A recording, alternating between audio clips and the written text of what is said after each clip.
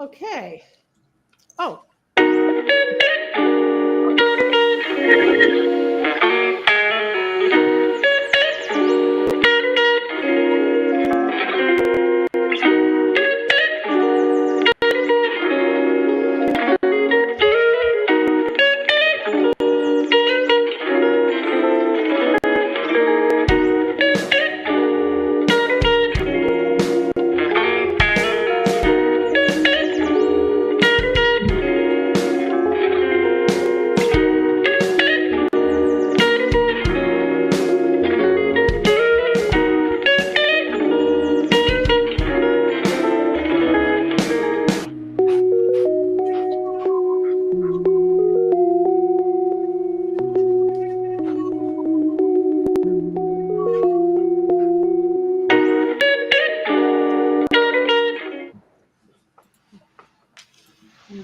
okay.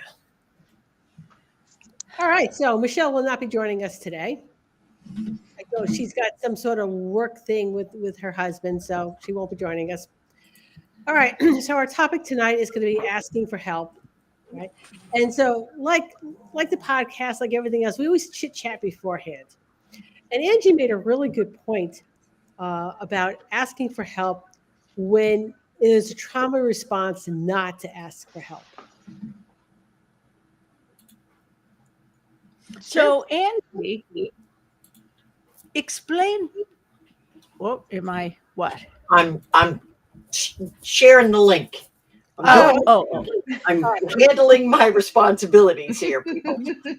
So, Angie, after you handle your responsibilities there, tell us why you look like death warmed over. Oh, thanks, Chris. Sorry.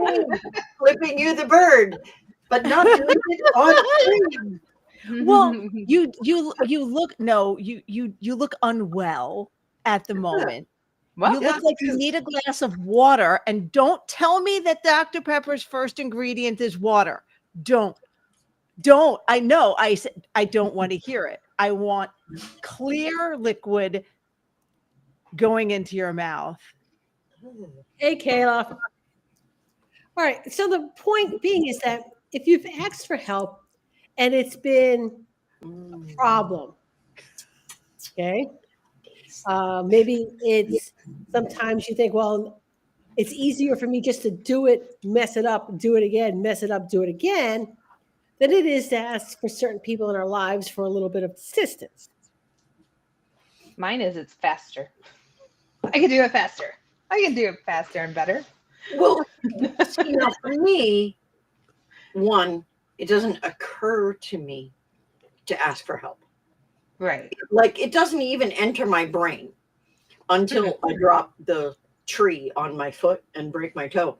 And then I'm like, oh, you know what I should have done?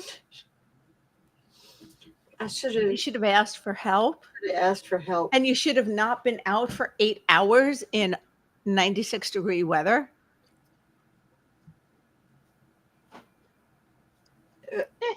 All right. And I don't think this is a female problem.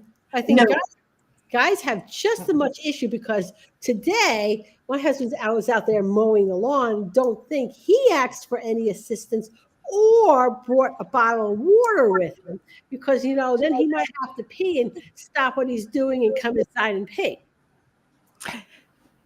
And I can only yell at you so much. There's no logic in what he did. No. And Angie, so you feel better. I also yelled at Cam quite a bit for mowing the lawn today in 101-degree weather. Because it was nice out. All right. An interior of an oven is not as cozy as you think it is. Depends. Okay, so let's move on to how do we ask for help when we really need it? Denise, you have a disease. You keep stumbling, or you hit rock bottom, or you get burnt out. And you start finding the signs. For me, it was, I do actually ask for help better now, but I didn't have help growing up. It was just, I was an only child. alcoholic background, home by myself constantly, starting at I was a latchkey kid, right? Like I had to learn how to survive when I was 12. So, yep. So yeah, I never had help, and then I went through life stumbling, and now obviously with the businesses and all that other stuff, there's only so much of me to go around, and I need to find that. So, yeah, I just learned when I was about to hit my breaking point. I still break point. You know what? And that's a good point too, because now for me, it was first I was a stay-at-home mom. I did everything, and then I went back to work, and I was still, in essence, a stay-at-home mom. I still was doing everything. Mhm. Okay. Well, we did put our foot down here and there, but nonetheless, it was still a lot of. So I think I learned to ask help with my business a lot Yes. faster than I did with my personal life. Yes. Yeah. When it came to my business, because I had my assistant Angie, who was with me for so long, for some reason, well, I mean, one, because she just would pop up before I asked her to help me. She would just like appear like some kind of magical fairy creature every time I needed help. I'm like, she just did. I do that with the girls. I do that with the employees. I just like, I can tell. So I'm like, boop, here you go. I'm like, do you need help? As the dog's like pulling a little bit. And they're like, no. And I still walk over there and I put my hand up and I hold the dog for them. And yeah, nope, I'm that person for the employees. Yeah, it's a little creepy, but also really nice at the same time, because you're just like, how did you? Right. And that comes from past trauma too. Hypervigilance and hyper awareness. Yes. That's another Yes. trait. Yeah. And she would just appear. So when it came to my business, and I also knew when I was out of my depth, numbers are not my thing. Mhm. So I have a bookkeeper, I have an accountant. My accountant is still my accountant because Florida has no state income tax. So he's like, no. Ange, I can still do your taxes. Don't you worry about a thing. And I'm like, you're awesome. Yeah, How that's do I the big deal here in Washington.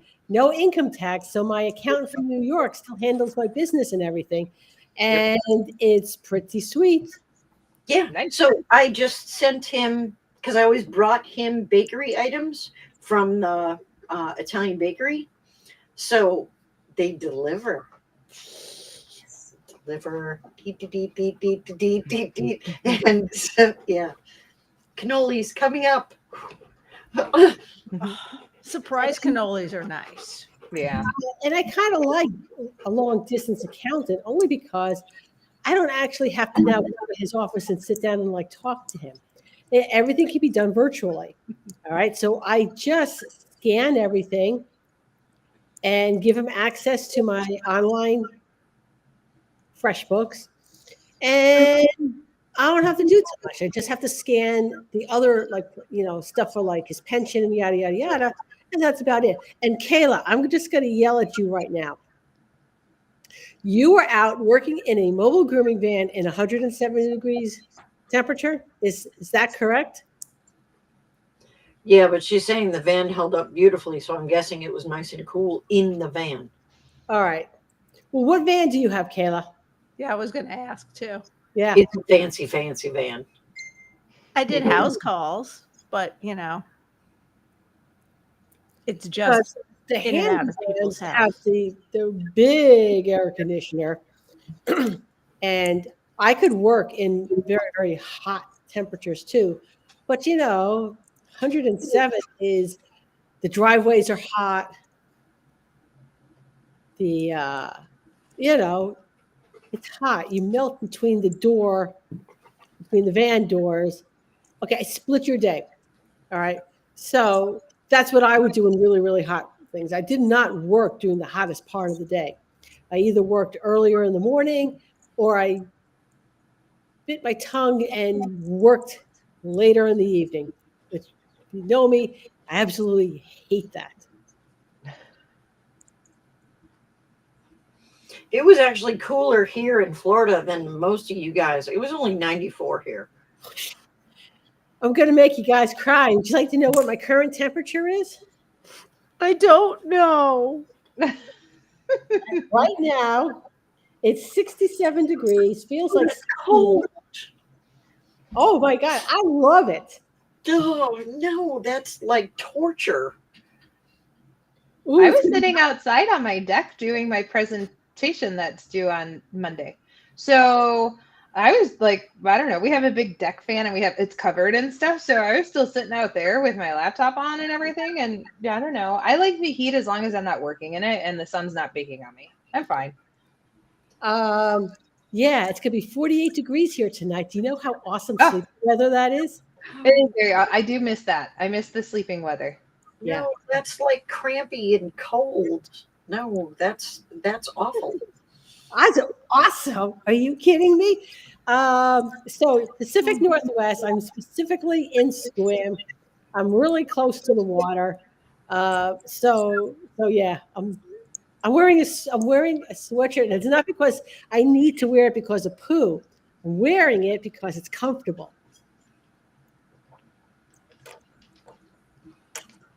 I don't know, Mary. We miss you. Yeah, I'm with Mary, who says, I'm so glad I moved. Yep, 48. Yeah, I'm with her.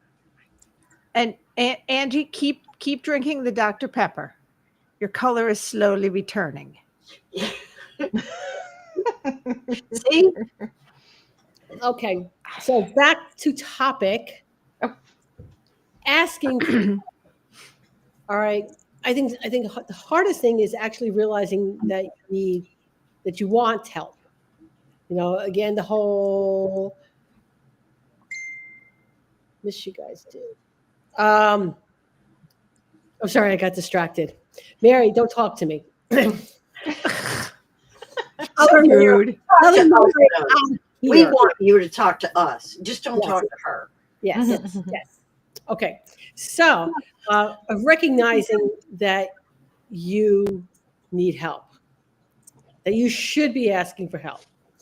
All right. So, there's a lot of projects around my house that finally my husband got the message that, you know what, we could hire people to do the backbreaking work. You know, if you're coming in, you can't move for 3 days after doing something, you need assistance. Yeah. Maybe you shouldn't be doing that. All right. But with grooming too, you know, especially we have pets on the table. I can do this by myself. I don't need your help.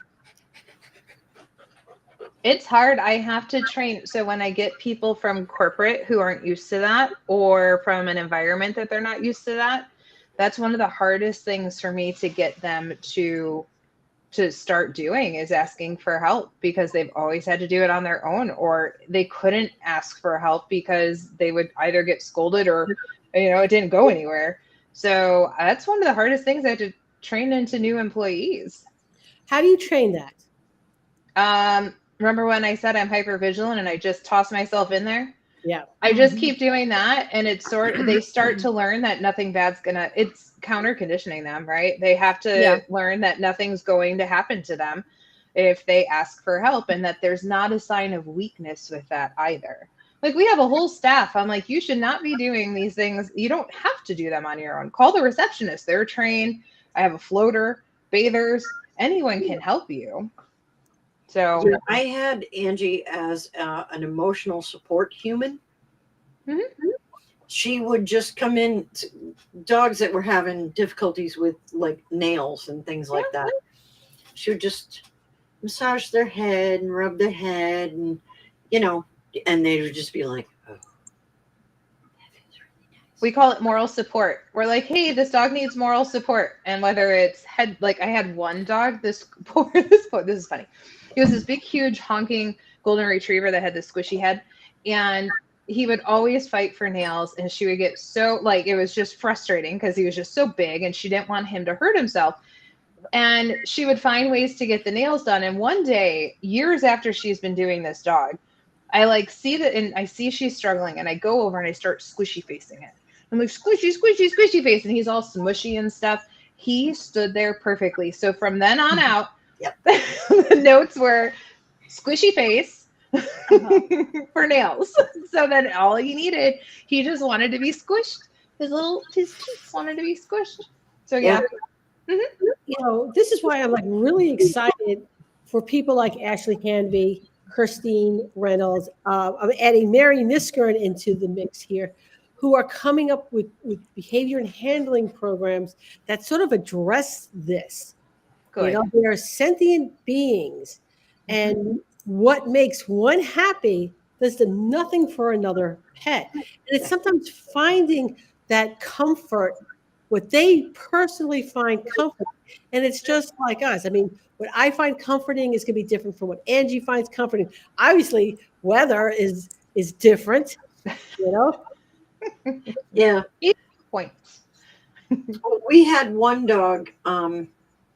Her name was Birdie, but we called her the Karate Kid because when you tried to do nails, she would stand on like one foot and just be like, Oh, like because she thought she could fly. yeah, So that we call that they think they can fly because they're in the loop and they start going like both front feet. yeah. Oh, but she would kick out is what she was doing. She was kicking you away when you were doing nails. So with her, we asked the dad, can she have treats? He said, yes, she has no allergies, yada, yada. Great.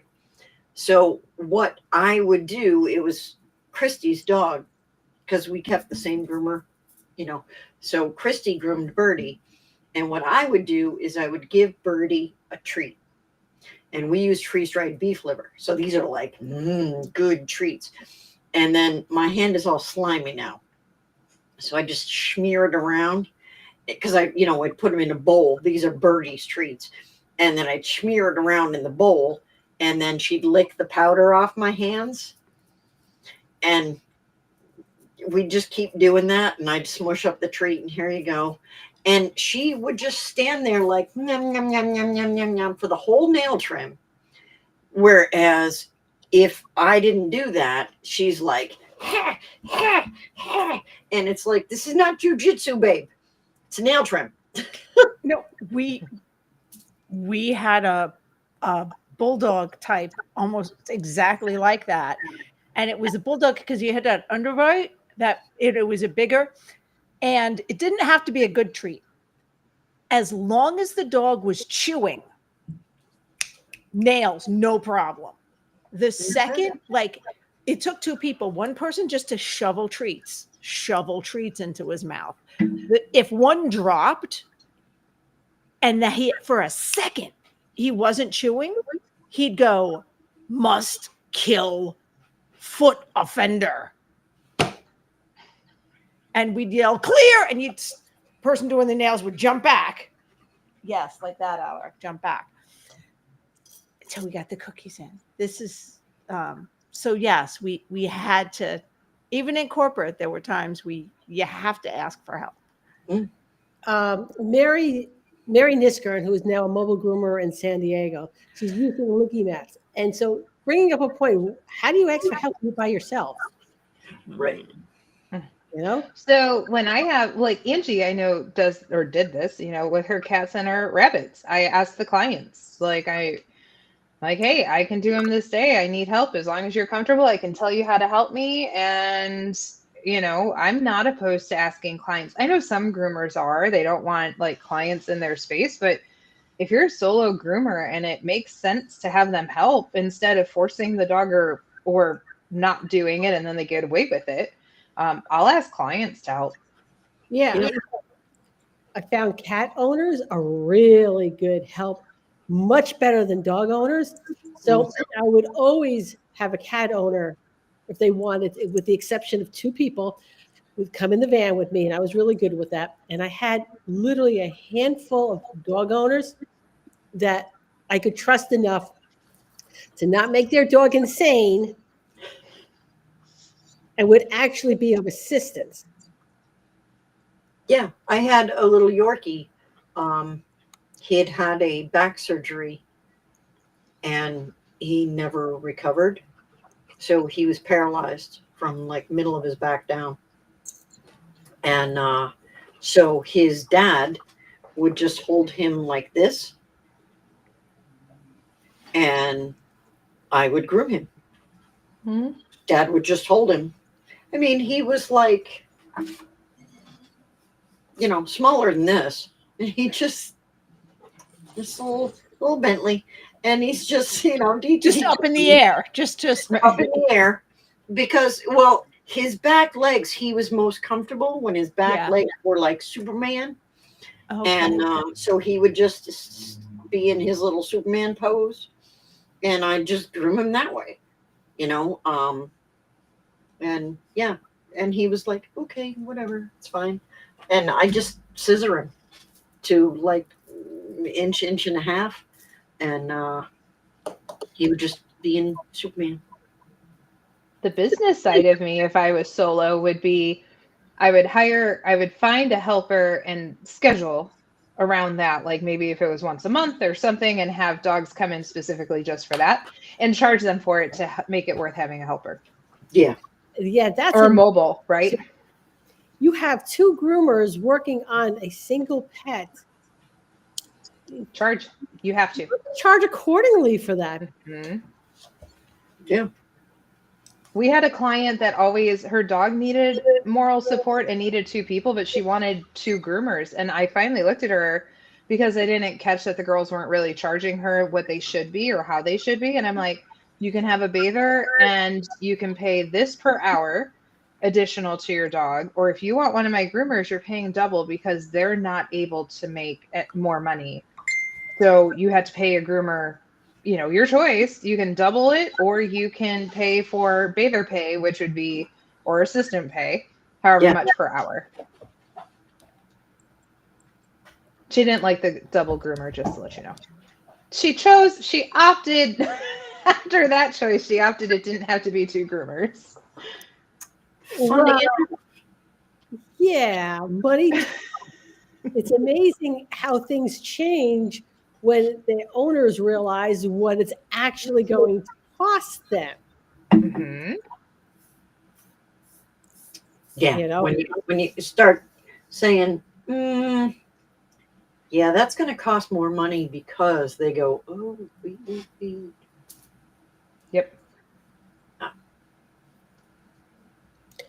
All right. So we are on 6 minutes to the half hour, Angie. Oh, okay. Let me get on the good foot here. And Angie, I apologize for saying you look like death warmed over. You look slightly better now. You just, all color was gone. You looked ghostly. And I was like, do I need to call 911? Who do I need to call? Yeah. Well, I mean, I did kind of drop a tree on my toe. You did. And I also cut my leg open in 2 spots. So I didn't realize that till I got in the shower and went, where's all this blood coming from? Oh.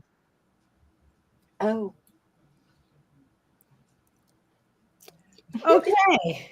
This is revenge for me sleeping on a beach, right? This is revenge. Basically fine. It's basically fine. Angie's Weekly Weird Fact. Okay, so we have the Coati, or the Coatimundi. They have chirp calls with ultrasonic frequencies to communicate with each other. They have a semi-prehensile tail, which gives balance while climbing, but they use it like a little flag so the other brood members know where they are when they're in the grass. And so the name Coatimundi means belt nose, because they sleep with their noses in their belly. Their incredibly sensitive nose can move in every direction. So it's like, it's crazy. It's like a whole nother, they can like bend it this way and that way. And it's like, they are ridiculous. Chris and I. Guess who got, show of hands, who got to pet one? Yes. At US Pet Pro Classic, Diana's little guy was girl, just the cutest thing. But she didn't like everybody. Don't be touching me. Don't want all the touch. She's very So the brood, the group, the group of Coatamundi is only females and young. So the males come in and they, hi, what you doing? And and then they're like, then the females go, right, that was nice. Bye. Get out. Because they can be kind of aggressive with the older young and try to eliminate them. So because of infanticide, they get rid of the males. So that it's kind of a love them and leave them sort of thing.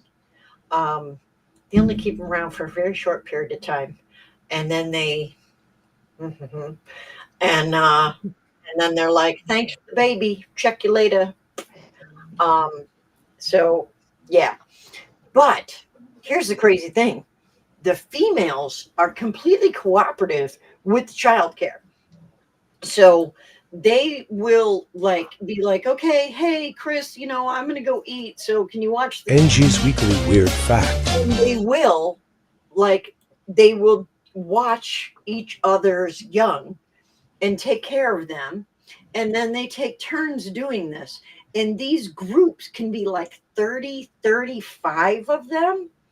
They're huge amounts. And so they're actually really strong. They can use their forelimbs to pick up large rocks and things like this. And their nose can sniff out insects from almost half a mile away. And if there's a concentration, I don't know how you can smell an insect, but apparently when your nose is that good, you can. I don't know. And they're diurnal. They're related to raccoons, but raccoons are nocturnal, where the Coatamundi are diurnal. So largely active in the day hours, mostly at dawn and dusk. Because of the temperature, there's a lot of sleeping during the day. So they're hunting mostly in the morning and at dusk. Okay, cool. All right. So where will we all be in the next couple of weeks? So we have 2 upcoming trade shows. Is that correct? In July? Yes. Oh my God. Yes. Is it almost July? No, Yes, it's not. Almost July. Yeah. So this Yes, coming Sunday and Monday, Denise and I will be teaching the Tech Summit on positiveed.com. Okay. That's true. That's where we will be this coming. That would be the 29th and the 30th. That's where Correct. Denise and I will be this Sunday, Monday. Okay. So in order to still get tickets, where are they going, Angie? PositiveEducationalTraining.com, and you'll see the Tech Summit right at the top. Okay, very good. So trade shows. And it's recorded too, so if you can't watch it live, you can watch it. You've got a few weeks to watch it too. Good. So, upcoming trade shows. Is Pasadena and Colorado the same weekend? No. Oh, They no. are back A weekend apart. to back. Where did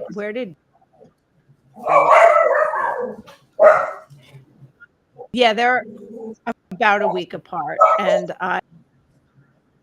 my tablet. And do you know because- what's in the middle of that week? Do you know what's in the middle of that week? What's in the middle of that week? Oh, the cruise. The cruise is in the middle of the week. So I literally fly from California, Cleveland, to California directly to Florida, hop on a cruise for the Barkley Pet Pro cruise. And then I go from the cruise directly to Colorado Springs and speak on Saturday and Sunday. And then I get to fly home. So there is a cruise in the middle of the 2 shows. Just throwing that out there. Hey, just so you know, I spoke to Tina earlier today, and we will have time with the cotton candy machine at the Colorado show. I'm jealous. Ooh. I'm excited. Very exciting. Cotton So, candy is a lovely thing. Pasadena, Chris and Denise, you'll both be there, correct? Mhm. Okay. And then at the Colorado show, the Rocky Mountain, me, Denise, Chris, correct? And Michelle will be there. Nice. Come talk to us. Yes, come see us. Denise, Yeah. What's up? wait, so you're going to be at Groom Expo. Leave, I guess, I have a early. red eye. Yep. Red eye Saturday to Sunday. Take a cruise. Monday. And then Friday night, get on a No. plane. No, to Friday Colorado. morning. I'll be at Rocky Mountain by 2:00 on Friday. Okay. Oh, it's not like a 5-day cruise. It's It's not. a 4-day cruise. Yep. No, it's a 4-day cruise. Yeah. All right. Cool. Well, you're officially crazier than me. I'm quite excited about that. You're welcome. We'll see how I'm holding up by the end. Okay. Okay. We'll see how check back with Denise on the 20th and 21st of July. See how that's going. Okay. Also, Super Zoo, the pet first aid classes will fill up. Okay. So Oh, if you yeah. want to take the pet first aid class at Super Zoo, I suggest that you go handle that because once they're filled, they're full. There's it. There's no waiting list. They have it set now at 60 instead of 50, and there will be no one coming off the waiting list is what I'm telling you. Yes, Kayla, so many shows. And I didn't really get to talk to you, Kayla, but we had dinner and hi. Sorry. We were at the same table at Pet Quest, but she was farther down. I didn't have a chance to say hi. So, hi, Kayla. All right. So we will. And congratulations on your win with Willow. Oh, Mhm. congratulations, Kayla. All right. So, good night.